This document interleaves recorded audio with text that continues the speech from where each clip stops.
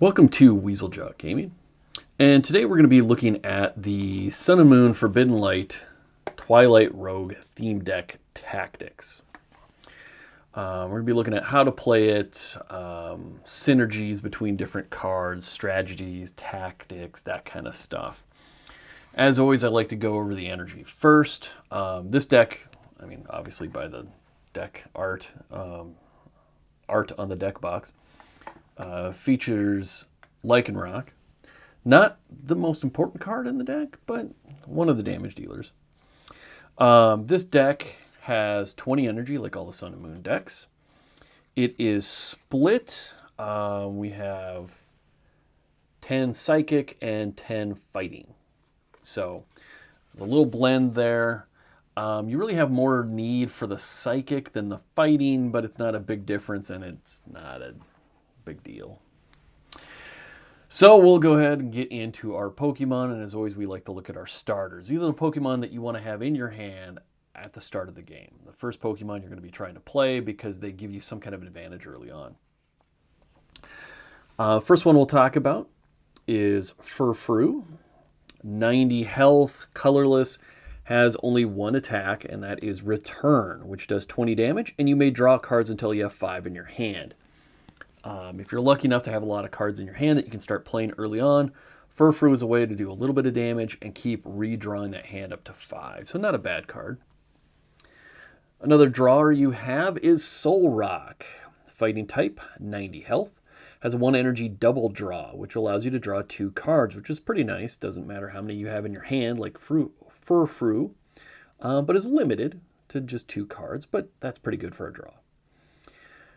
Solrock's other attack is Solar Heat, which does 20 damage, or if there's a stadium in play, it does 20 more damage for a total of 40.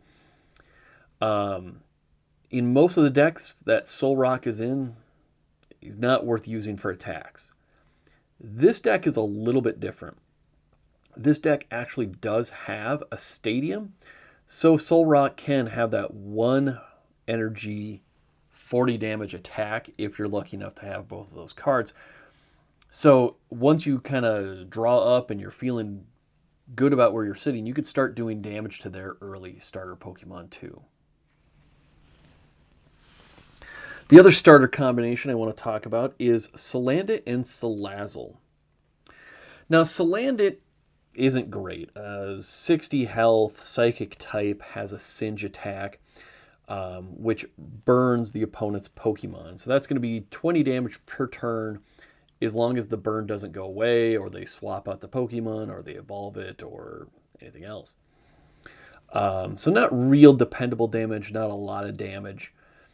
Not something I would probably use very often. If that's the only good starter you have, it's not bad, and it's 1 energy, you can start doing burns. If, however, you have Salandit and Salazzle, I would highly push for you going for the Salazzle build right away. If you have Salandit and you have Timer Ball, I would go this way also. Salazzle has 110 health, is a Psychic type. So already 110 health that you could have out there on turn 2 is pretty good. Has a 1 energy Nasty Plot, which is an amazing attack. It allows you to search your deck for up to 2 cards and put them into your hand, then shuffle your deck. So this allows you not just to draw 2 cards, but draw any 2 cards you want. Do you need energy? Take energy. Do you need some starter Pokemon? Take them. Do you need some evolutionary Pokemon? Take them. You could turn Nasty Plot into 2 Timer Balls and pull up to 4 evolutionary Pokemon. There's a lot of flexibility with Nasty Plot, a lot of great opportunities for you. So Nasty Plot is a great thing to use. Severe Poison is also really amazing. Severe Poison is a 1 energy attack. Your opponent's active Pokemon is now poisoned. Put 4 damage counters instead of 1 on this Pokemon between turns. So, instead of sticking poison on a Pokemon, they take 10 damage each flip-flop on your turn here, which you can kind of ignore poison. You can last through regular poison for a couple turns. It's not something you automatically have to resolve, retreat from, switch out of to get out of the way. You can just take that poison damage. However, when it's severe poison and it's doing 40 damage a turn, that's not something you can ignore very long. So severe poison really can be highly damaging early on. It can force them to scatter through a bunch of different Pokemon, or it can force them to take some really good, strong early losses, which can really set you up for an early win. Salazzle can be an early game, big time advantage. So definitely a card you want to be looking for, definitely a card you want to be trying to play early on. And since you can't stack poison, if you put severe poison on something and they don't retreat it, they just accept that they're going to die, then on your next turn, if they're not dead, and they got a new Pokemon that you have to poison, you can then do Nasty Plot and start pulling cards. So all around, Salazzle is an amazing early attacker.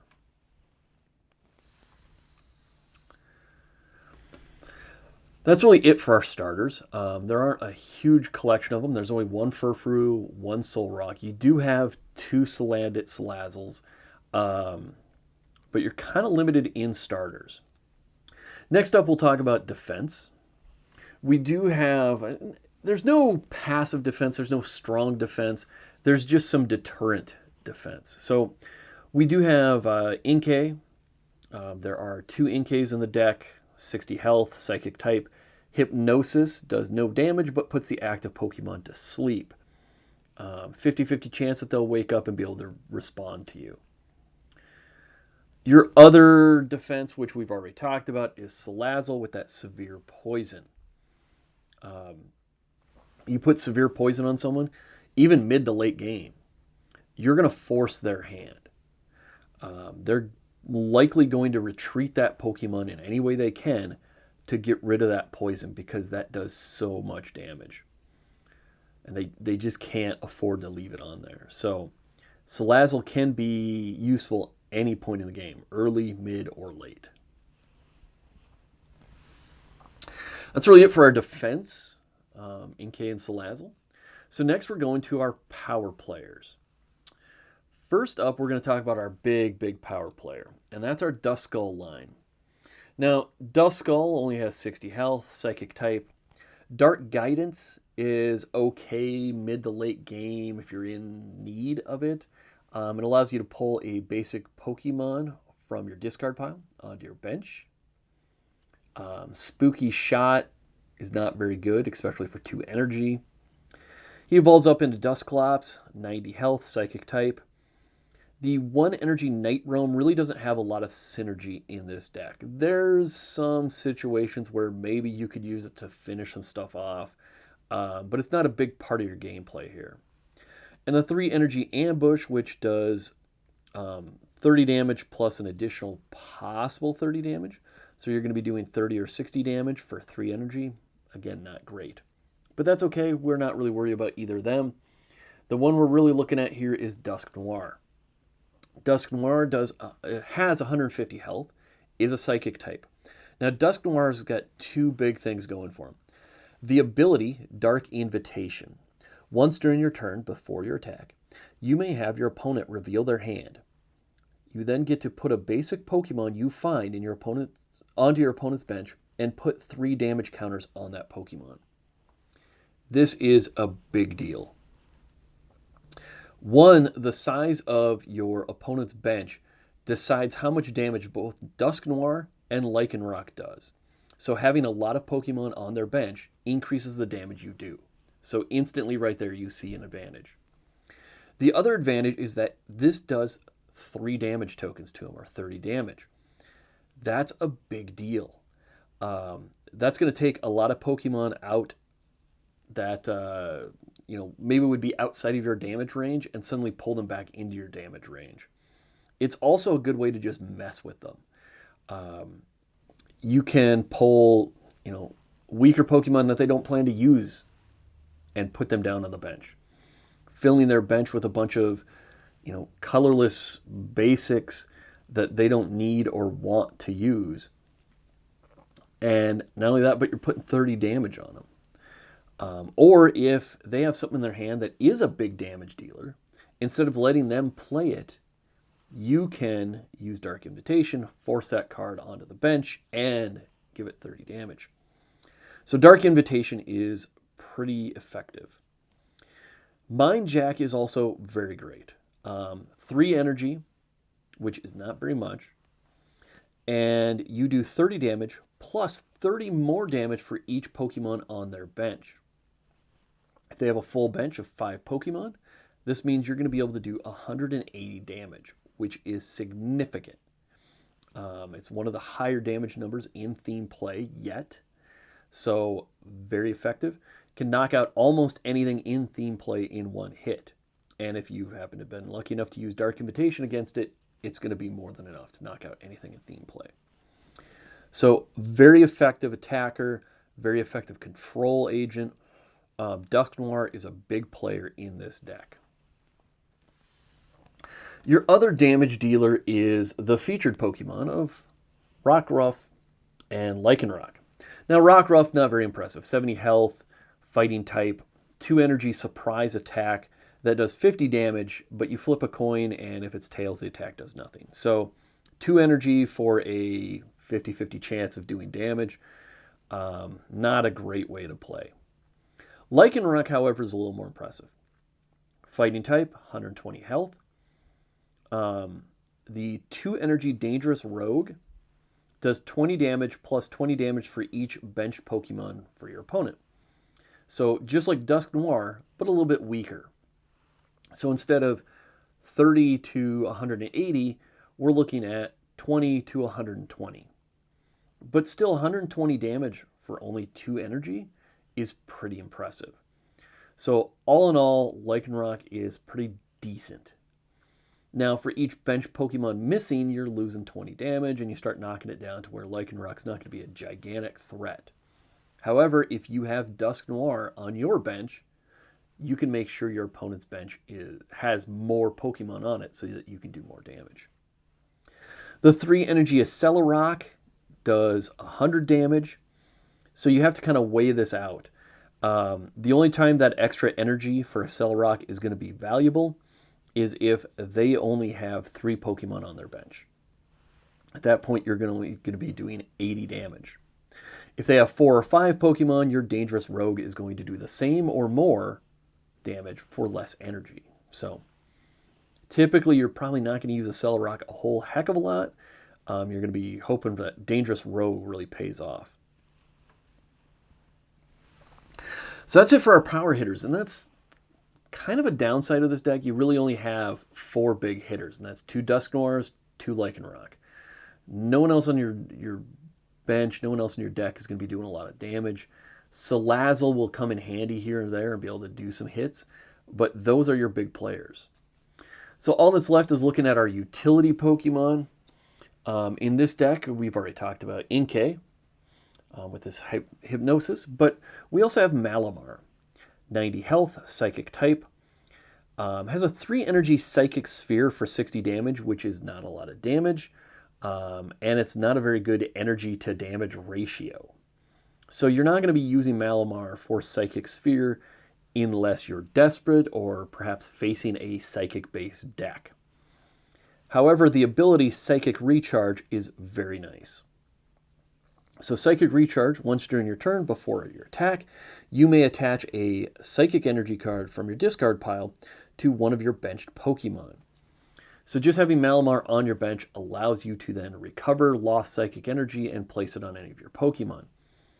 So that is really handy to have. You don't have a huge dependency on energy in this deck, but still having that ability is very nice and very helpful. And that's it for our Pokemon. So now it's time to look at our support cards. As always with support cards, I start out with our draws, and we do have a couple draws here. Not as much as some of the other Sun and Moon decks, but we do have some. We have 2 Hows, simple enough, draw 3 cards. And we have 2 Professor Kukuis. He allows you to draw 2 cards, and during this turn, your Pokemon's attacks do 20 more damage. to the active Pokemon. So Professor Kukui can be used for damage or for drawing, or hopefully both. I like to keep Kukui around for that extra bonus damage, unless I absolutely need draws. So I'll tend to hold him back in reserve if possible, just to boost damage a little bit more. We also have a Lily, which allows you to draw cards until you have 6 in your hand, or if it's the first turn, until you have 8 in your hand. And we have Cynthia. Now there's one of each of these. Cynthia is a great card. Many other Sun and Moon decks have 2 Cynthias. This one only has 1. Allows you to shuffle your hand into your deck, then draw 6 new cards. This is great if the cards you have just can't be played or played effectively, or you have less than 6 cards in your hand anyways. Cynthia allows you to cycle through your deck and hopefully pull some new cards, some different cards that'll help you start playing now. So Cynthia is a great card for that. Now for draws, don't forget about Furfrou, who earlier mid-game allows you to draw up to 5 cards. You have Solrock, who earlier mid-game can be used to make a couple draws. And then, of course, Salazzle can draw any 2 cards he wants out of the deck. So a lot of drawing potential here. Next up is pulling Pokemon. And for that, we have one Pokemon fan club, just one. Allows you to pull 2 basic Pokemon, reveal them from your deck, reveal them, and place them into your hand. We do have some Pokeballs, though. We have 2 Timer Balls and 2 Nest Balls. Nest Balls allow you to search your deck for a basic Pokemon, put it on your bench. Timer Balls allow you to flip 2 coins, and for each head, search your deck for a evolutionary Pokemon, reveal it, and put it in your hand. So, Timer Ball you're going to want to be using to build up Dusk Noir. That is your primary use, is building up Dusk Noir. After that, it might be for Salazzle, especially if you have Salandit at the start of the game. Could be used to get your Lycanroc up, or your Malamar, to get that energy retrieval from the discard pile. So those are kind of my priorities there. Salazzle, if you have Salandit right at the beginning of the game, along with the Timer Ball. If it's past the first turn or 2, then you're going to be using Timer Ball for Dusk Noir, Lycanroc, Malamar. We also have a Rescue Stretcher. Rescue Stretcher allows you to choose one of 2 options. You can put a Pokemon from the discard directly into your hand, or shuffle 3 Pokemon from discard into your deck. The best way to use Rescue Stretcher is typically if you have a basic or a stage 1 Pokemon, and then you have a fully evolved version. So if you have a Lycanroc and a Rockruff on your bench, or you have Dusk Noir and Dusclops, when the fully evolved one gets knocked out, using Rescue Stretcher to pull that most evolved form and then place it immediately on the your unevolved form, you basically replace the exact Pokemon you just lost without any really loss in time here. So that's the best way to use it. However, if you have lost, like in this deck, both of your Dusk Noirs, and you need to get one back altogether from start to finish, then using the second version to shuffle the whole thing back into your deck that you can hopefully draw then is the better option. You also have Brooklet Hill. Now, stadiums are pretty rare in theme decks. Very few theme decks have these. This one happens to have Brooklet Hill. There's a stadium. You put it out there in the stadium slot. Once during each player's turn, that player may search their deck for a basic water or basic fighting Pokemon and place it on their bench. Now, this deck has some fighting Pokemon, but not many. You have 3 Rockruffs, 2 Lycanrocs, and 1 Solrock. So that's it. There isn't a giant need for Brooklet Hill in this deck. So if you're going against a water deck or a fighting deck, don't play Brooklet Hill. You're going to give more advantage to your opponent than to yourself. Against any other opponents, though, if you have Brooklet Hill, you might as well play it and take advantage of it. It only allows you to pull basic fighting, of which you only have 3 options, and that's your 2 rock roughs and your soul rock. So not a lot of options there. Don't use it unless you have to against fighting and water decks. There's actually kind of a neat trick we'll talk about later with it if you are going against water or fighting decks. For pulling Pokemon, don't forget that you do have Duskull, who can pull Pokemon, basic Pokemon, from the discard pile, and Salazzle, who can pull any Pokemon out of your deck. So great options there. There are no healing cards in this deck. For defense, we do have Weakness Policy. A Weakness Policy, the Pokemon this card is attached to has no weaknesses. Best case use for this is probably going to be Lycanroc, who is weak to Grass type. Dusk Noir is weak to Dark, which you don't see played a lot in theme decks. Salazzle has a weakness to Psychic, as does Malamar. So if you're going against a Psychic deck, Weakness Policy could be maybe played on either of them. Then, they're not weak to Psychic, and in the case of Malamar, is still strong against Psychic. So that's about it there. For energy, the only energy manipulation card we have is 1 copy of Lady. Allows you to search your deck for up to 4 basic energy. Don't forget that we also have Malamar, who can pull energy out of discard, place it on any Pokemon on your bench. And of course you have Salazzle, who can pull energy out of the deck if you need to.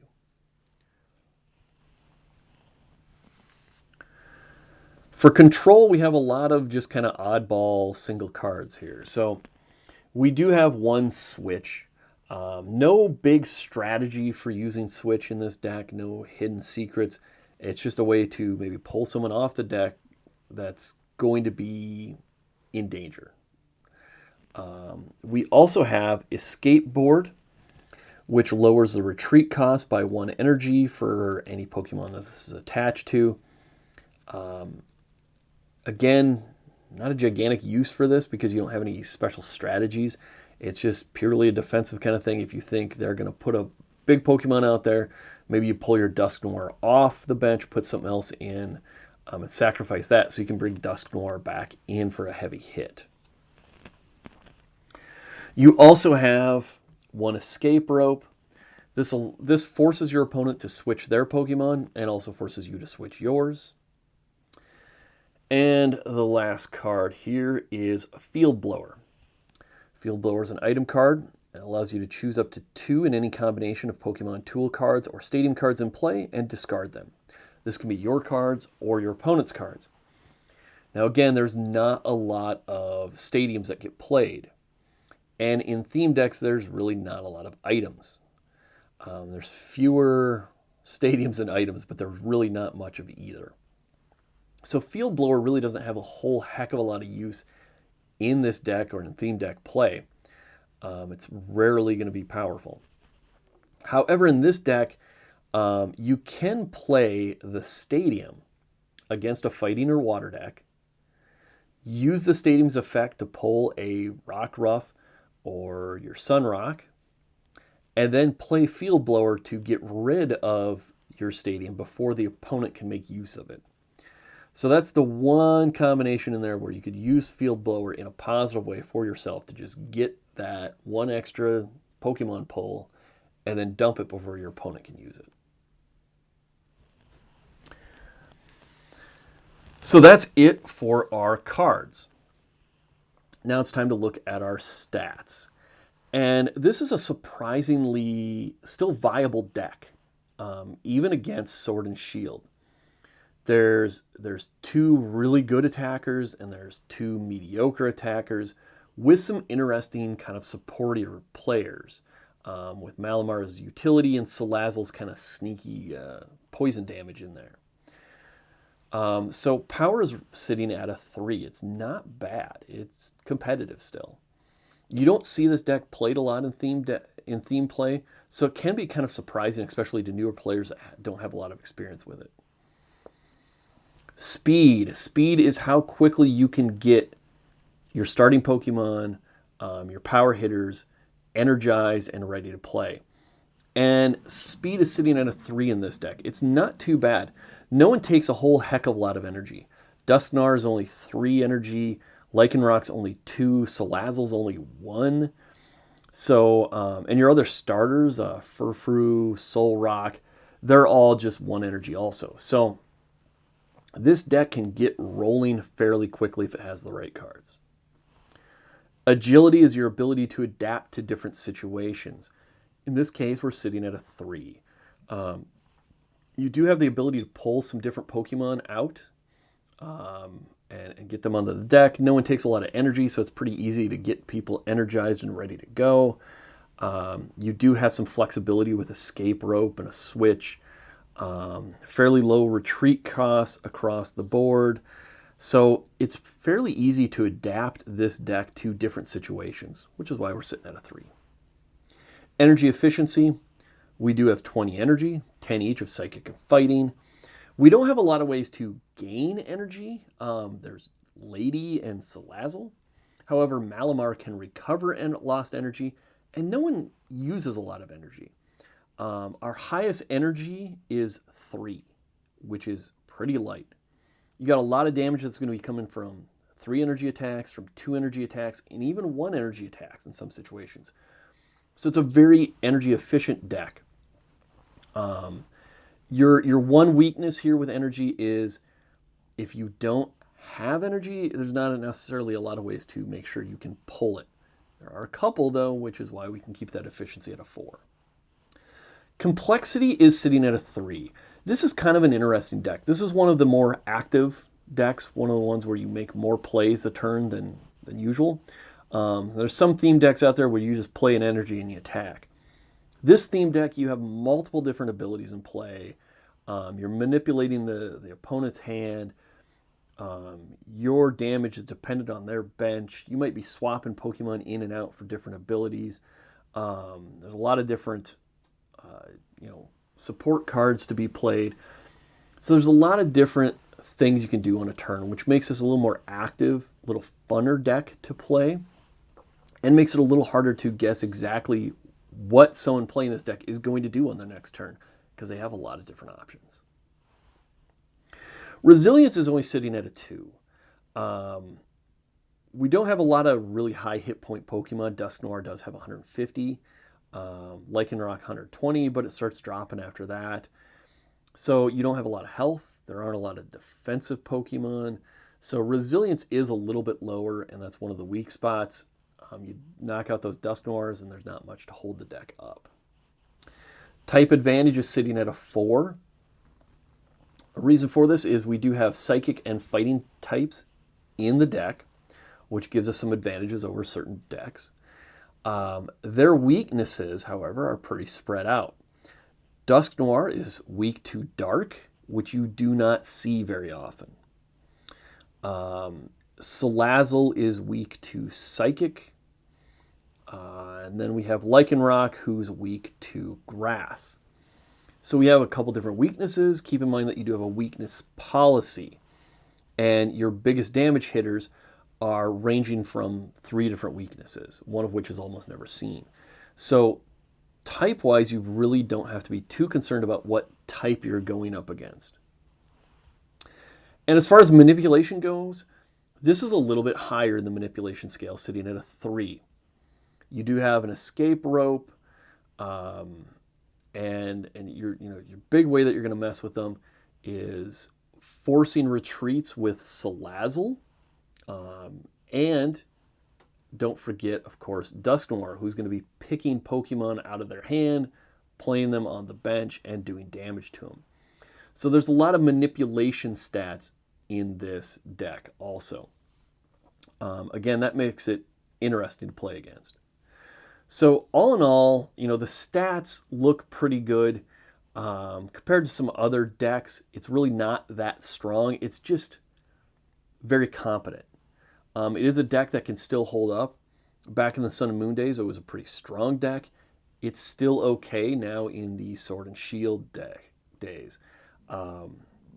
It's a solid deck, especially if you're doing anything psychic related.